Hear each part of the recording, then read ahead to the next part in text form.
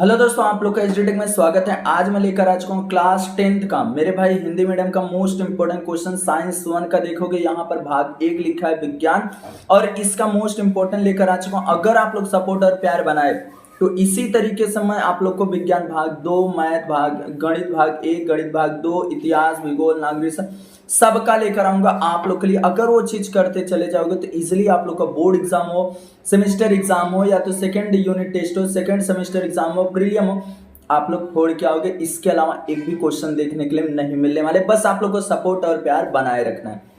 सबसे पहले आप लोग देखोगे यहाँ पर पहले लेसन में 4 लेसन या 3 लेसन बताऊंगा। 3 लेसन में अगर आप लोग अच्छा रिस्पॉन्स दिखाए तो जैसा कि गुरुत्वाकर्षण, तत्वों का आवर्ती वर्गीकरण, रासायनिक अपक्रिया और समीकरण, ये 3 लेसन का मोस्ट इंपोर्टेंट क्वेश्चन मैं आप लोग को आज इस वीडियो में बताने वाला हूँ। सबसे पहले यहाँ पर ये जो लेसन है मेरे भाई, याद रखना गुरुत्वाकर्षण। अब गुरुत्वाकर्षण कौन सा है, कौन इसका खोज किया था, याद रखना। ये पहला पॉइंट आप लोग छोटा से याद कर सकते हैं। सर आइजैक न्यूटन ने क्या किया था, गुरुत्वाकर्षण की खोज की थी, पता लगाया था।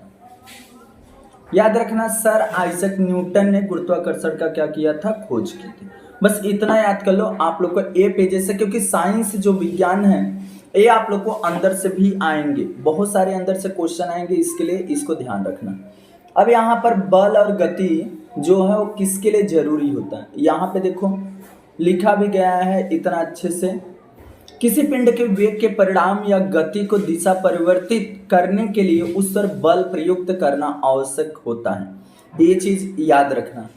एंड अब उसके बाद आ जाता है यहाँ पर सर आइजैक न्यूटन के बारे में दिया गया, और इनके 3 नियम दिए गए थे। कौन कौन से, वो चीज मैं आप लोग को बता देता हूँ, और वो चीज अच्छी तरीके टिक मार्क कर लो।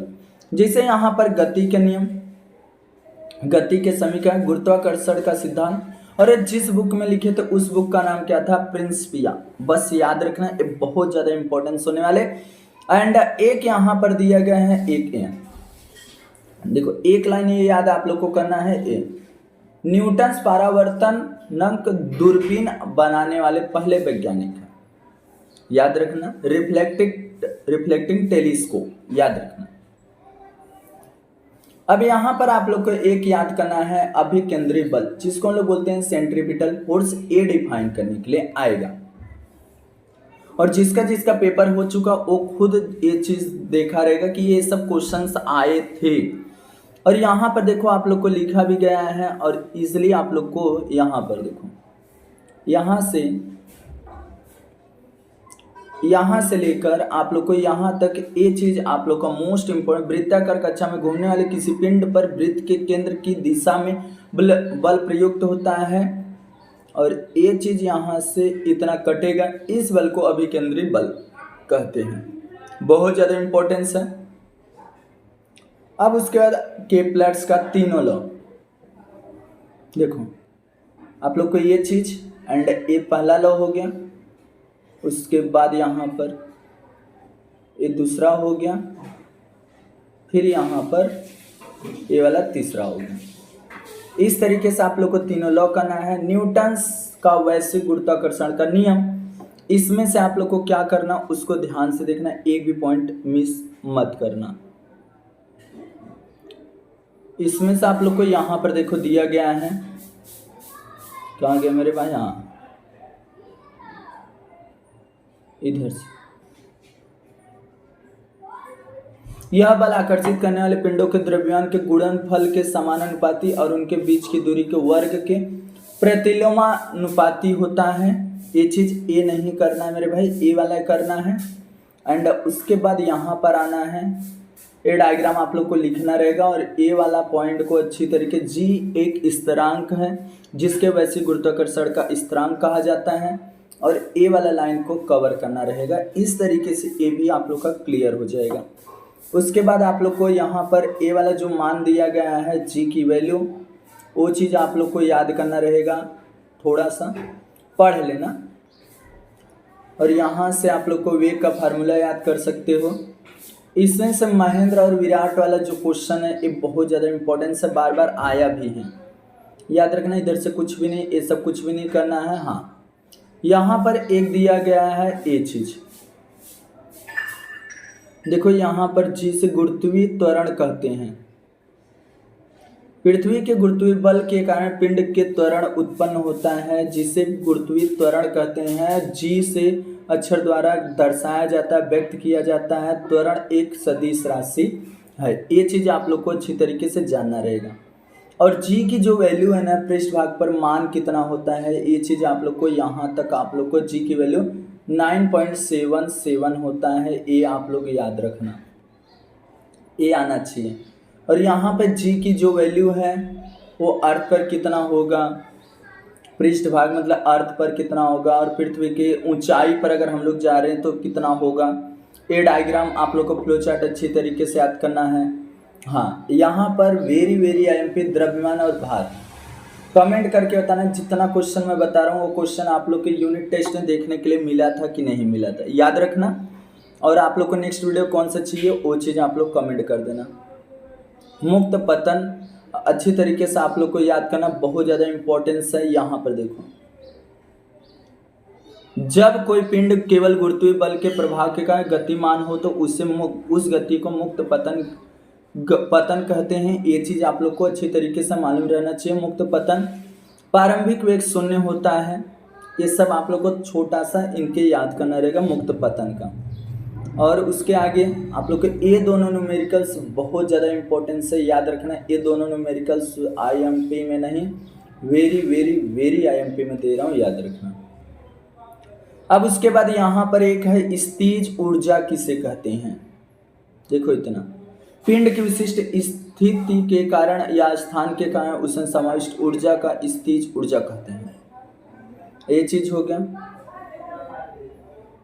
और इसमें आप लोग को सिंपल तरीका समान ए है, मुक्त या वेग या पलायन वेग, इसके वेलोसिटी।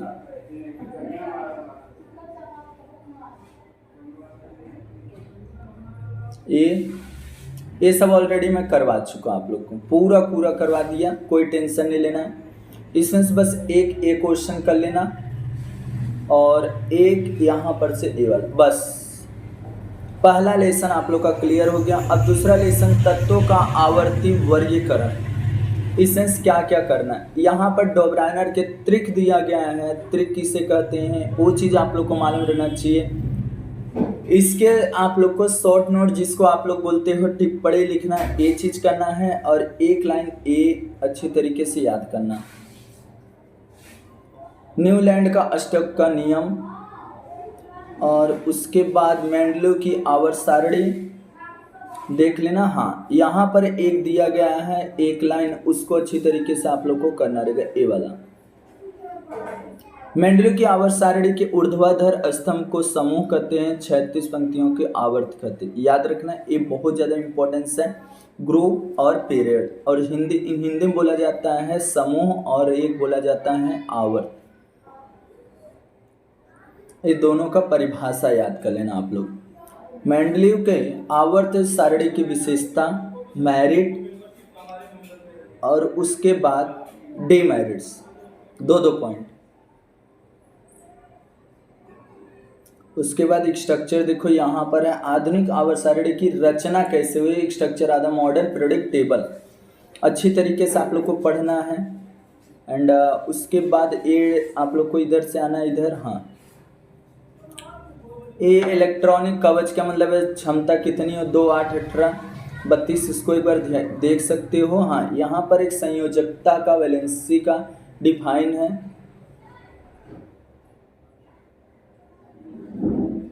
ये चीज़ आप लोग को करना है। और परमाणु ये सब नहीं मेरे भाई। ये डायग्राम बेस्ड क्वेश्चन पूछा जाता है, याद रखना। इसे दे देंगे, उसके रिलेटेड आप लोग को क्वेश्चन पूछेंगे। ये भी हो गया। अब देखो इसका एक्सरसाइज बहुत इंपॉर्टेंस है, सब एक्सरसाइज देखो। ए वाला क्वेश्चन बहुत ज़्यादा एंड ए वाला, और ऊपर जो अभी था वो। और उसके बाद आप लोग को इसमें से एक वैज्ञानिक कारण आएगा तो आएगा। क्वेश्चन पहला, ये 5वां सिर्फ नाम लिखना है। क्वेश्चन नंबर 8वें का सिर्फ एक वर्ड लिखना है। इसमें से एक क्वेश्चन आएगा। इसके लिए वैज्ञानिक कारण 2 मार्क आप लोग को, बोर्ड एग्जाम हो कोई भी एग्जाम हो उसमें फिक्स हो जाएगा। मैं पहले बता दे रहा हूँ। इसमें से आप लोग को कौन सा, पहला एंड दूसरा, बस ये 2 करके रखो। हो गए पूरा लेसन। आप लोग को तीसरा लेसन जो मैं बोला कि 3 लेसन का मोस्ट इम्पोर्टेंट बताऊंगा, उसको ध्यान से, रासायनिक अपक्रिया और समीकरण।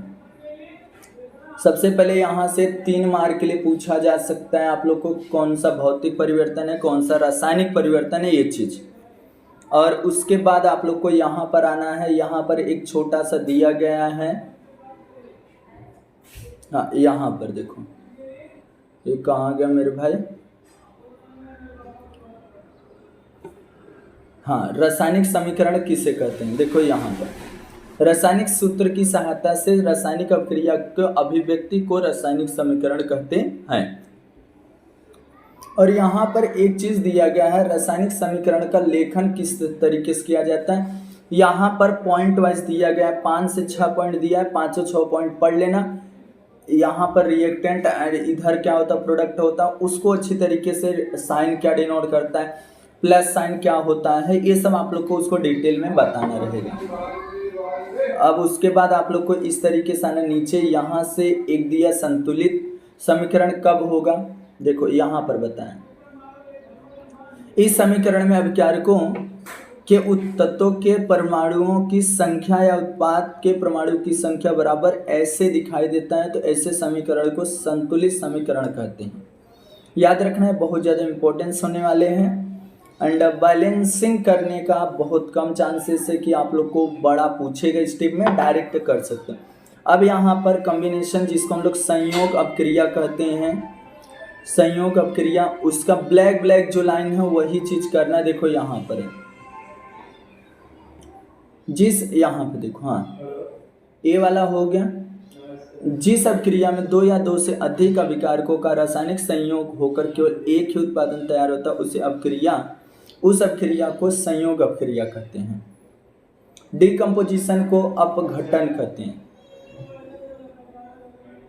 देखो यहाँ, जिस अपक्रिया में एक ही अभिकारक पदार्थ रहता है वह उसमें 2 या 2 से अधिक उत्पाद निर्माण होते हैं, उस अपक्रिया को अपघटन अपक्रिया कहते हैं। तो ये सब देखो, ये सब छोटा छोटा है ना, अपघटन, ये सब आप लोग को याद करना है, जो जो छोटा छोटा आप लोग को बता रहा हूँ। विस्थापन अपक्रिया, डिस्प्लेसमेंट जो दिया गया, उसको आप लोग को यहाँ पर देखो दिया गया है, इतना, जितना बताया उतना टिक लगा, उसको कर लेना और ये दोनों कर लेना। और उसके बाद यहाँ पर डबल डिस्प्लेसमेंट है, युग्म विस्थापन अपक्रिया। देखो यहाँ पर कहीं दूसरे जगह आप लोग को नहीं, जितना मैं बता रहा हूँ बस उसको कर लो। और उसके बाद यहाँ पर उष्माग्राही उष्मा उन्मोची। अब देखो यहाँ पर सब कुछ दिया गया, देखो एक तो यहीं पर दिया गया है जिसको लोग बोलते हैं उष्माग्राही या उष्मा उन्मोची कहते हैं, बाकी उसका किस तरीके से करोगे देखो यहाँ पर क्या बोला, बर्फ का पिघलना या पोटेशियम नाइट्रेट का पानी में घुलना इस भौतिक परिवर्तन और रासायनिक परिवर्तन के लिए बराबर बाहर की उष्मा का उपयोग किया जाता है, इसलिए ये प्रक्रिया उष्माग्राही होता है। मतलब उष्मा को ग्रहण किया जा रहा है, उसको हम लोग बोलेंगे उष्माग्राही, याद रखना। और इसका एग्जाम्पल बता सकते हो, पानी से बर्फ बनना, बर्फ पिघलता है, वो चीज़ याद रखना, बर्फ पिघलता है, पोटेशियम नाइट्रेट का पानी में घुलना, ये चीज़ हो जाता। और दूसरा वाला यहाँ उष्मा उन्मोची प्रक्रिया है। देखो ये भौतिक परिवर्तन होते समय उष्मा मुक्त होती, मतलब उष्मा निकलती है और उष्मा ग्रहण की जाती है जब बर्फ का पानी में पिघलना होता है। उष्मा ग्रहण किए तो बर्फ जो था वो पिघला, पानी बना, वैसा। बाकी इसमें पानी से बर्फ बन रहा है। सो ये भौतिक परिवर्तन होते समय उष्मा मुक्त होती, मतलब इसमें से निकलेगी, इससे, इसलिए ये प्रक्रिया उष्मा उन्मोची प्रक्रिया होती है। अब यहाँ पर दिया गया, ये दोनों आप लोग को करके रखना रहेगा। देखो यहाँ पर जो जो बता रहा हूँ उसको अच्छी तरीके से कर लोगे तो बहुत ज़्यादा अच्छा नंबर आएगा। 3 लेसन में पूरा बता। अब एक आता है रासायनिक अपक्रिया का वेग। बस आप लोग को अच्छा रिस्पॉन्स मिला तो मैं आप लोग के लिए हर सब्जेक्ट का मोस्ट इंपॉर्टेंट क्वेश्चन हर चीज टिक मार करके दे दूंगा। और यहाँ पर सबसे पहले तो मैं बोलूँगा यहाँ एक कैटलिस्ट दिया है जिसको उत्प्रेरक बोला जाता है। देखो यहाँ पर इतना आप लोग को करना रहेगा। अब आता है एक ऑक्सीकरण और एक अपचयन, तो वो दोनों आप लोग को बुक में मिल जाएगा, इसलिए वहाँ से कर सकते हो। यहाँ पर दिया है अपक्रिया को ऑक्सीकरण अपक्रिया करते हैं, ये भी चीज़ कर सकते हो। और यहाँ ऑक्सीकरण है ऑक्सीडेंट, ये दोनों यहाँ पर है, इसलिए आप लोग टिक मार्क कर सकते हो। अब उसके बाद आप लोग को कहाँ पर आना है, देखो क्षरण में ये डायग्राम के साथ में आता है, डायग्राम दिया रहेगा, इसके रिलेटेड क्वेश्चन भी पूछे जाते हैं।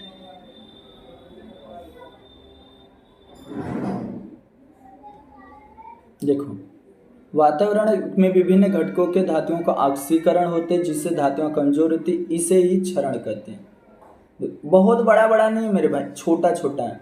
और यहाँ पर फार्मूला जंग किसे कहते हैं, धातु के पृष्ठभाग पे लाल भूरे रंग के ठोस रूप में परत जमा होती दिखाई देती, इस परत को जंग कहते हैं। रासायनिक सूत्र ए है, याद कर लेना, बाद में ना हो कि भैया बताए थे बाकी मैं याद नहीं किया था, बदबू। इससे शॉर्ट नोट आता है। अब इससे मैं सब कुछ बता चुका, हर चीज़। बस आप लोग को यहाँ पर से कौन कौन सा सबसे पहले करना, जैसे ए हो गया, शाहबाद वाला हो गया, और ये पहला 3 क्वेश्चन आप लोग को यहाँ से करना, ये तो करना है। उसके बाद ये सब आप लोग को हो गया पूरा, और इसमें क्वेश्चन नंबर 5वां अच्छी तरीके से करना है।